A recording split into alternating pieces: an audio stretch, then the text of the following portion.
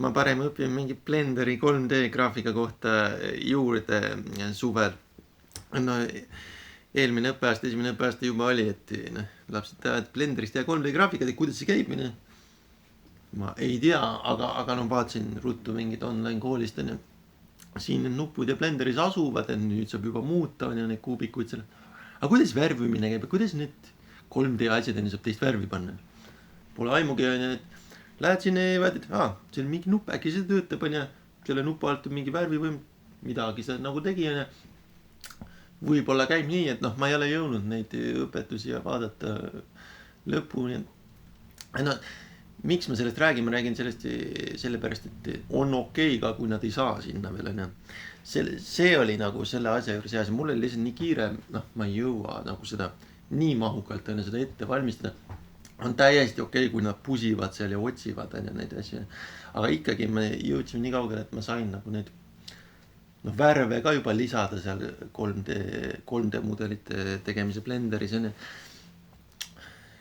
Et ja mina sinnamaani olin ainult on ju seal programmeerimise osas, ehk ütleme, teoorias ütleme, kui me teeme tänapäeval väikeste lastega mänge, kes tahavad teha 3D mänge, see käib nii, et nad teevad enne siis selle mudeli seal Blenderis ja siis panevad Godot mootorisse.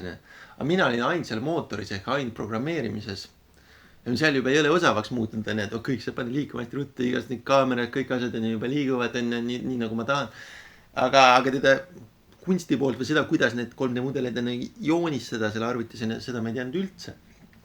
Ja nemadelt jälle ainult seal lapsed alati alustavad ainult joonistamisest, nad joonistavad ja seda programmeerimist ei tea üldse jälle, et seal on see, mina jälle ei viitsi seda joonistada neid asju kunagi, et see ükskõik mis kujund seal on, peaasi, et me saame ta ägedalt nagu programmeeritud, aga neil on see nagu tähtis, et see aeglane tundide kaupa, see piksel ja joonistamine ja see.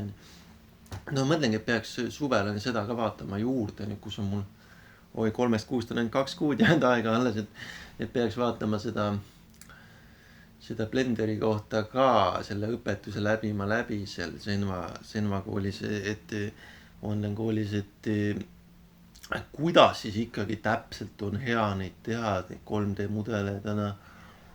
Sest kui ma ise seda ei tea, siis on natuke raske seda õpetada, kui sa ei tea üldse selle kohta ise.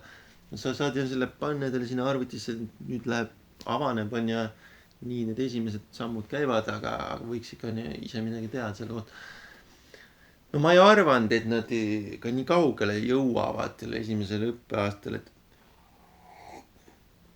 tavaliselt see vibe jääb sinna GameMakerisse kinni kuhugi, et nad ei lähe sinna Godot's ja 3D's edasi, nad jäävad sinna GameMakerisse kinni, tavaliselt lõpetavad enne ära või et ta sai üsna optimaalne tegelikult, teises koolis ei tahtnud, väiksemad lapsed ei tahtnud 3D'sse minna edasi, nemad jäidki GameMakerisse.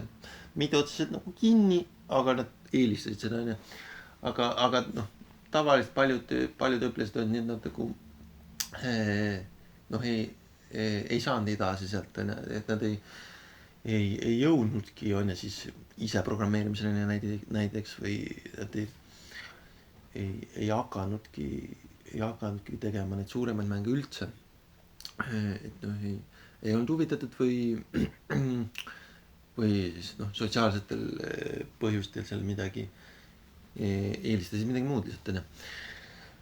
Et sellepärast see kursus või see oligi üsna optimaalne, et ilmselt nad ei jõua 3D-ni esimene õppeaasta, väiksed lapsed, et ilmselt nad ei jõua sinna, aga see on olemas, seda natuke mul on seda, ikkagi tahab siis seda on ja aasta lõpus olemas ja nii ka läks, et ühes koolis seda hakati küsima.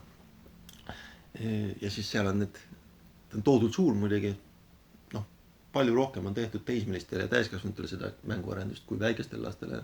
Väikestel lastele suurt midagi pole, GameMaker on ei ole hea, ja Godot's nad saavad õpetaja abiga, aga muidu väga väikestel lastele midagi ei ole, mingi tarkvara mänguarenduses eriti.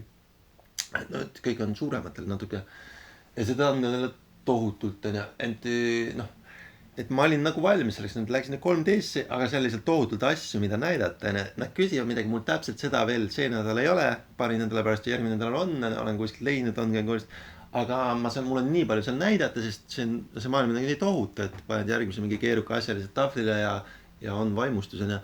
Et mul oli nagu selles mõttes, mul oli nagu seal eelis jälle. Ja no õpilane muidugi proovib, on ja eriti kui ta proovib teismelist üle sõita. Mitte teismelist, õpetajast üle sõita.